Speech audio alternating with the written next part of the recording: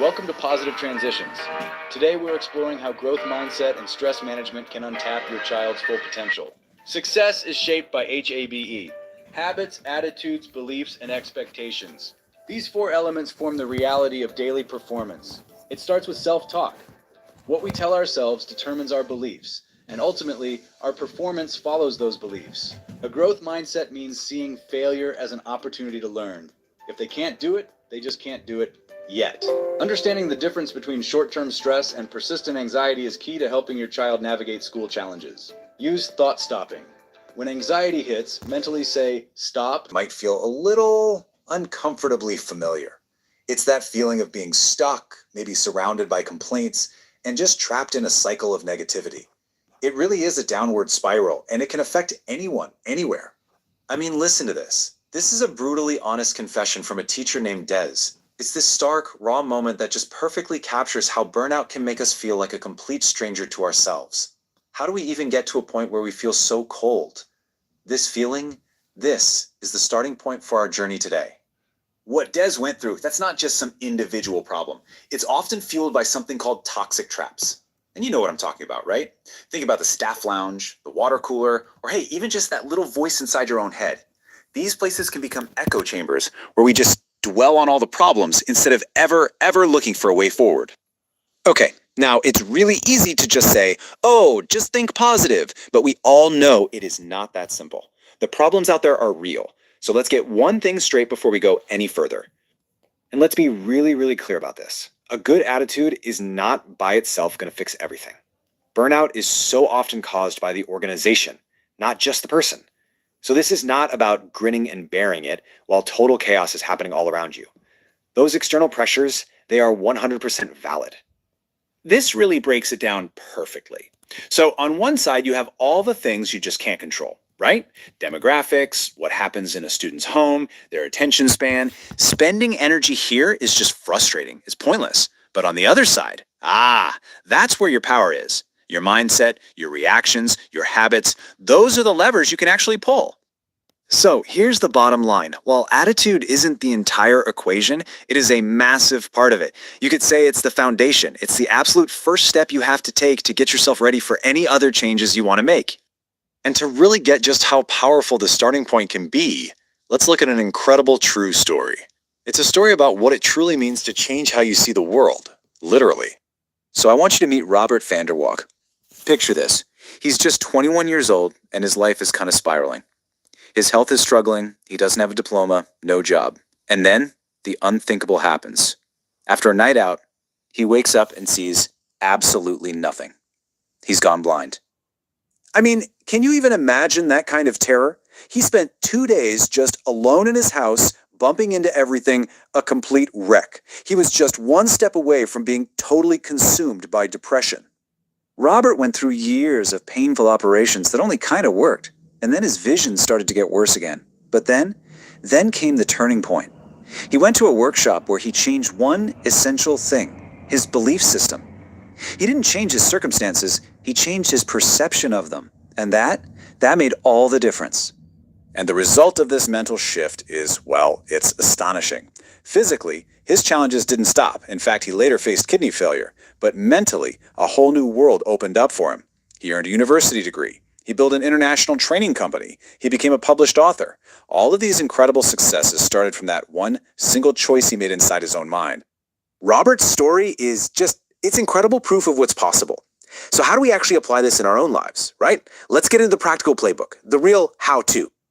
Okay, first up, dealing with all that external negativity. Step 1, avoid the trap. Seriously, if the staff lounge is toxic, eat lunch in your room with a positive colleague instead. Step 2, model solutions. So when someone complains, first you affirm their frustration. Wow, that must be so frustrating. And then you gently pivot to a constructive thought. I wonder if it would help if. And step 3, share what you're doing. Tell your friends you're working on staying positive and ask them for their support. Okay, now for our internal monologue, that little voice in our head. Try this super simple but really powerful exercise. It's called the swap it game. When you catch yourself with a negative thought, like, my students just can't learn, you stop and you consciously swap it for a constructive one, like, every student can learn and grow. Or if you think, I can never be an effective teacher, you swap it to, I can be an effective teacher. You're literally retraining your brain, one thought at a time. You know this swap it game we just talked about? It's actually a really practical way to build what the psychologist Carol Dweck calls a growth mindset. It's this fundamental belief that your abilities, they aren't fixed. You can develop them. And the research on this is so clear. People with this mindset show way more motivation and achieve so much more success. And this really gets to the heart of it all. A positive self-image is the foundation for everything else. When you see yourself as capable, as resilient, as strong, you are so much more likely to act in ways that actually make that true. Your self-perception really does shape your reality. So, after exploring the problem, seeing the proof, and learning the techniques, it all comes down to one single thing. This quote just captures the domino effect of our thinking perfectly. It all starts with one single fleeting thought. That thought becomes a word. Those words become actions. Actions become habits. And those habits, they forge your character and, ultimately, your destiny. It all begins with that first choice, right inside your head. Look, you can't always control the difficult student, the unsupportive administration, or the broken system. You just can't control the wind. But you can always adjust your sails. As the Holocaust survivor Viktor Frankl wrote, the last of the human freedoms is the power to choose your attitude in any given set of circumstances.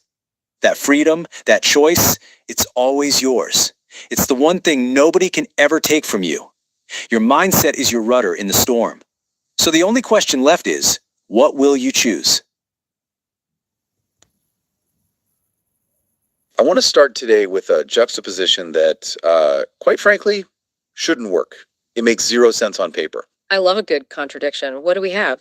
Okay, so on one side of the table, we have this gritty, tactical survival manual for school teachers. Okay. We're talking about preventing burnout, dealing with toxic staff lounges, and just the sheer chaos of a classroom. High stress, high volume, a very, very specific environment. Correct. And on the other side of the table, we have a memoir from a man who went blind in his early 20s, suffered kidney failure, and yet somehow decided to walk a 600-mile pilgrimage. The Camino de Santiago, yeah. Yes. So you have a teacher trying to survive a Tuesday and a blind man walking across the country. I mean, it sounds like the setup for a very strange joke. Right. But the sources claim there is a specific mechanical thread tying these two scenarios together. It's not a joke, and it's definitely not a coincidence. The thread is mindset, but we need to be really, really careful with that word. Please. Because I have to be honest, when I see mindset in a book title, my brain just instinctively wants to shut down. I got it. It usually means just be positive or hang in there or, those cat posters from the 90s. Is that what we're doing today? Because I don't think I can handle 15 minutes of live, laugh, love. No, not at all. In fact, the sources we have today, First Aid Chapter 2, that Teacher's Manual, and Master Mindset by Robert Vandervolk, are actually arguing against that kind of fluffy positivity. Oh, good. We aren't looking at magic, we're looking at neurology. Neurology. Yeah, we're looking at how the brain physically filters information. The core argument here is that attitude isn't a mood, it's a mechanical setting on a control panel. And if you understand the wiring, you can hack the system, whether you're dealing with a toxic coworker or, literally navigating the world without eyesight. Okay, that I can get on board with. We also have positive thoughts, which is a collection of aphorisms from the Leadership Oregon program to round things out. But before we get into the brain hacking, I need to address the elephant in the room. Okay. The first aid text opens with this disclaimer that I found surprisingly honest. I know exactly the one you mean. It's so critical. It basically says, attitude is a major factor, but it is not the whole equation. This is such an important distinction. We often hear attitude is everything, which can actually be pretty damaging. How so? Well, if you are in a broken organization or a system that is underfunded and understaffed, a smile isn't going to fix the budget. Right. It feels a bit like gaslighting. Oh. Oh, you're overworked. Just smile more. Precisely. And the first aid source validates that. It says a good attitude doesn't fix a broken school or a chaotic administration. However, and this is the pivot, it is the only part of the equation you have direct access to. You can't control the budget, but you can control the filter. So let's talk about this filter. The Master Mindset text introduces a concept called the map of the world. This comes from the field of neuro-linguistic programming, or NLP, and the basic premise is that reality, the raw data of the world, is just too big for us to handle. Too big in what sense? In a data sense, the text cites a staggering statistic. Our brains receive approximately 4 billion bits of information every single second. 4 billion per second. It's a tsunami of data, sights, sounds, temperature, pressure, the hum of the lights. Everything. Everything. If you consciously processed all of that, you'd go catatonic instantly. So the brain has a deletion mechanism. It deletes almost everything, filtering it down to a manageable stream. So we're not seeing reality. We're seeing a summary. You're seeing a map, a simplified version that helps you navigate. But here's the catch. You, consciously or unconsciously, tell the filter what is important. You set the search parameters. There's an audio exercise mentioned in the source that illustrates this. It's the one about looking for the color blue. Right, a classic NLP demonstration. So if I tell you, look around your room right now and find everything that is blue, your brain spins up. Okay. It highlights the blue book, the blue rug, the little blue light on your computer. It pushes blue to the front of your awareness. Simple enough. But here's the question. While you were looking for blue, did you see any red? Probably not. I wasn't looking for it. It's not just that you weren't looking for it. Your brain actively suppressed it. The red objects didn't vanish from the room. They were deleted from your map to make processing blue more efficient. I see exactly where you're going with this. If I wake up and my internal search engine is set to annoyance, then your brain is biologically obligated to scan for annoyance. It will highlight the cold coffee, the traffic, the rude email, and crucially, it will delete the moments of calm or kindness. you literally won't see them. You literally won't. That feels terrifyingly mechanical. It's like a search engine that only shows you bad reviews. That's exactly what it is. And this brings us to Robert van der Walk. Because if anyone had a valid reason to set their search engine to misery, it was him. This story really hit me. So Robert is diagnosed with type 1 diabetes at 8 years old. Tough start. A very tough start. But then, fast forward to his early 20s. He goes to a party, has a normal night, goes to sleep. And wakes up in absolute darkness.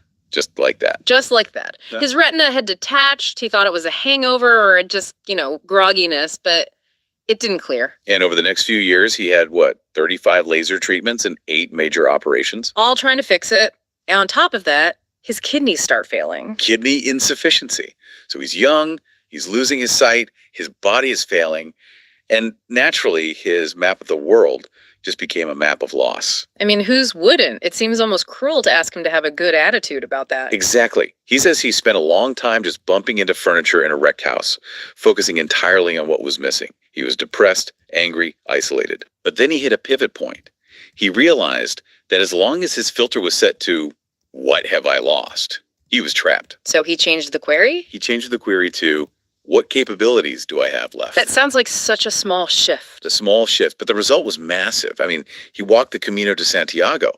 That's a 600-mile pilgrimage. Visually challenged, managing diabetes, managing kidney issues. He walked across Spain. And that's the key point, right? Did changing his mindset cure his blindness? No. Did it fix his kidneys? No. But it changed his map from a prison to a path. That is the extreme end of the spectrum, though. Most of us, and I'm guessing most of our listeners, aren't navigating total blindness.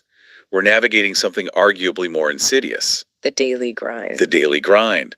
The first aid text calls it the teacher's lounge, but let's be real. This applies to any corporate break room, any Slack channel, any family gathering where people just want to vent. Oh, absolutely. The text introduces these two characters, Hear Enough and Disbelief. Very subtle naming conventions there. Yeah, Hear Enough and Disbelief. So Hear Enough represents the person who gets sucked into the environment. She used to eat lunch in the lounge, but she realized it was a toxic trap. She describes it as an echo chamber. These kids can't learn, the parents are impossible, administration is clueless, just this downward spiral. The text uses a pretty aggressive analogy here. It calls this cynicism an infectious disease. It's not just an absolute. Emotional contagion is a documented psychological phenomenon. If you sit in a room with people who are venting, your cortisol levels actually rise. Really? Yeah, you start mirroring their stress. You are, in effect, breathing in secondhand negativity. So Haranuff decides to quarantine herself. Mhm. And the text offers this very tactical solution from an educator named Annette Bro. It's called the bathroom escape. I love the practicality of this. It's so simple. If a negativity culprit corners you to complain, you just say, "Oh, sorry, you really have to run to the restroom." It works because nobody can argue with it. It's the perfect social exit strategy. It is avoidance, sure, but is that enough? Just hiding in the bathroom? Well, it's triage. It stops the infection from spreading to you. But the text also deals with the internal infection when you are the one generating the negativity. Right, that's the Disby Leaf character. He finds himself thinking, "I hate that kid." And he's horrified. He's a teacher. He's supposed to care. But the thought just appears. And this is where we get the swap it game. It's a cognitive behavioral strategy. When a negative thought pops up, these students can't learn. You have to immediately manually force a swap to a constructive one. Like every student can learn. Or every obstacle can be overcome. Okay, I have to play devil's advocate here. Isn't that just lying to yourself? If the kid is actually difficult, or the project is actually a disaster, isn't standing there saying every obstacle can be overcome just, I don't know, delusion? It feels like delusion at first. I get that. But go back to the blue versus red exercise. Sure. You aren't stating a fact. You are giving your brain a command. If you say this is a disaster, your brain looks for evidence of the disaster. If you force the thought, there is a solution here, your brain is forced to scan the data for a solution. So you're not pretending the problem doesn't exist. You're forcing the search engine to look for the blue bits, the solutions, instead of all the red bits. Exactly. It's manual labor for your neural pathways. And the reason it feels so hard is because we are literally programmed for the negative. The master mindset text drops a heavy stat on this. The 8-to-1 ratio. Yeah. Citing Chet Helmstetter, the text notes that the average child receives negative feedback 8 times more often than positive feedback. Don't touch that. Stop running. No, you can't do that. Then that adds up. Oh, it adds up. By the time you are 18, you have heard no or you can't approximately 148,000 times. 148,000 times. That is depressing. It creates a neural highway for negativity. That's why this is impossible feels natural and I can do this feels like a lie. You are fighting 148,000 repetitions. This explains why the text is so obsessed with specific vocabulary. It's trying to rewire that highway. Words are the code we use to program the map. It's that simple. One of my favorite examples from the text is Zig Ziglar's opportunity clock. I know, it sounds so cheesy. It sounds incredibly cheesy. He refuses to call it an alarm clock because alarm implies danger. Fires, burglars, panic. Right, but think about the physiology of an alarm. Your heart races, cortisol spikes, you are waking up in a fight or flight state. Calling it an opportunity clock is a linguistic attempt to reframe the entire start of the day. There's also the top 20 top words list. The author suggests we stop using words like okay or fine and replace them with amazing, glorious, or immaculate. The author admits he tried this at the gym. Someone asked him how it was going, and he just shouted, "Amazingly fantastic." And then immediately blushed and wanted to hide. Of course, because in our culture, mediocrity is safe. Saying not bad is socially acceptable. Saying I am glorious is, it's risky. But he noticed that despite the embarrassment, his energy shifted. The word forced a change in his physiology. Exactly. Speaking of physiology, we have to talk about the body. Because Master Mindset brings up the triad from Tony Robbins, and the first aid text gets very specific about teacher health. The triad is simple: physiology, focus, and language. We've talked about focus and language. But physiology, how you hold your body, is often the quickest lever to pull. Sit up straight, shoulders back, that kind of thing. It's a feedback loop. If you slump, your brain interprets that as we are low energy or we are sad. If you stand tall, your brain interprets that as confidence. It's a biohack. But the first aid text goes deeper into the physical reality of high-stress jobs. It really does. There was one statistic in there that actually made me stop reading for a second. The one about the death rate. The germ theory section, yeah. It states that teachers have double the death rate from autoimmune diseases compared to other professions. Double. That is insane. It's the environment. Constant exposure to germs from hundreds of students triggers the immune system relentlessly. The body is in a state of chronic inflammation.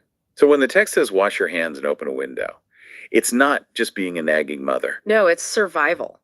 If your body is fighting a biological war, your mental resources are depleted. You cannot maintain a positive map of the world if you are physically exhausted and inflamed. The text also mentions the Biggest Loser example, where a group of teachers put $25 each into a pot for a weight loss contest. Yeah, but I think the money was secondary there. Right. The real insight was the community. Burnout isolates you. Toxic lounges isolate you. This contest created a microculture of health. Instead of bonding over complaints and donuts, they bonded over walking and salad. It broke the pattern. It did. But, and here's the crux of this whole deep dive. We know all this. Video. I mean, we know we should sleep 8 hours. We know we should wash our hands. We know we should say I can instead of I can't. We know we should avoid the toxic coworker. But we don't do it. We rarely do. We default to the couch, the junk food, and the complaining. Why? I assumed it was just laziness. It is, but it's a specific kind of laziness. The master mindset text calls it the E factor. E for expediency. Expediency. And this is vital to understand so you don't beat yourself up. The text argues that humans are built for failure in the modern sense because we are built for survival in the prehistoric sense. Explain that connection. For our ancestors, saving energy was the goal. If you could get the fruit without climbing the tree, you survived. Taking the shortcut, the expedient route, was an evolutionary advantage. So my desire to sit on the couch and watch Netflix instead of going for a run is ancient wisdom. It's ancient survival coding. Your brain says, why burn calories? We might need them to run from a tiger later. The problem is there are no tigers. In the modern world, the expedient path, the path of least resistance, leads to mediocrity, poor health, and a negative mindset. So success is unnatural. In a way, yes. The text defines success explicitly. Success is doing what unsuccessful people don't like to do. That's a quote to put on the fridge. It implies that the friction is the point. If it feels easy, it's probably the E factor taking over. This connects to that strategic unrealism concept from the positive thoughts source. I love this term. Optimistic people are strategically unrealistic. It sounds like a contradiction. We're taught to be realistic. Realism is often just a cover for the E factor. It's a reason not to try. If Robert van der Valk had been realistic, he would have stayed on his couch. A blind man walking 600 miles is not realistic. Not at all. Being strategically unrealistic means you acknowledge the difficulty, but you proceed as if success is inevitable. And the data backs this up. The source mentions that optimists live 19% longer than pessimists. So you're buying yourself time, literally. Literally. This brings us to the final concept I want to touch on, which is the idea of payment. This was in the master mindset text, and it felt like a bit of a slap in the face. The restaurant versus life analogy. Right. In a restaurant, you eat the meal, you drink the wine, you enjoy the service, and then at the end, you pay the bill. That is how we expect the world to work. Give me the success, give me the fit body, give me the happy career, and then I will be happy and work hard. The text says life works the other way around. Life demands payment in advance. You have to do the unsuccessful things, the discipline, the positive swaps, the awkward, I am glorious moments before you get the result. You have to pay the full price without seeing the goods. And the E factor hates that. The E factor screams, it's not worth it. I don't see the reward yet. So the battle is essentially between your map of the world, which you can control, and your E factor, which wants you to do nothing. That is the human condition in a nutshell. When you put it that way, it sounds simple, if not easy. It's simple mechanics, but Okay. operating the machine takes effort. So let's wrap this up with a challenge for everyone listening. We aren't asking you to walk across Spain today, Please don't, unless you've trained. but we can try the blue versus red hack. Yes. I have to be honest, when I first looked at the stack of sources for today's deep dive, I thought I'd opened the wrong folder. It felt like a filing error. It definitely looks like a mismatch on the surface. Mismatch is putting it lightly. I mean, look at this. On one side of the table, we had this gritty, tactical survival manual for, burnt out school teachers. Right. We're talking about preventing burnout, surviving classroom chaos, dealing with toxic staff lounges, very practical, very in the trenches. High stress, high volume, low budget environments. Yeah. Exactly. And then sitting right next to it, we have a memoir. It's called Master Mindset by a man named Robert van der Valk. This is a guy who went blind in his 20s, suffered kidney failure, and yet somehow decided to walk a 600-mile pilgrimage across Spain. The Camino de Santiago. It's an incredibly demanding physical journey, even for someone in, peak health. It is. But you have to admit, pairing a teacher trying to survive a Tuesday afternoon with a blind man walking across a country It sounds like the setup for a very strange, possible bad joke. I can see that. You're telling me there's a functional thread actually tying these two extremes together? It's not a joke, and it's definitely not a coincidence. The thread here is mindset. And I Right. want to stop us right there because we need to be really careful with that word. Please, let's be careful. Because I have to be honest with you, and I know for a fact a lot of listeners feel this way, when I see mindset Yeah. on a book cover, my brain just instinctively wants to shut down. I'm like,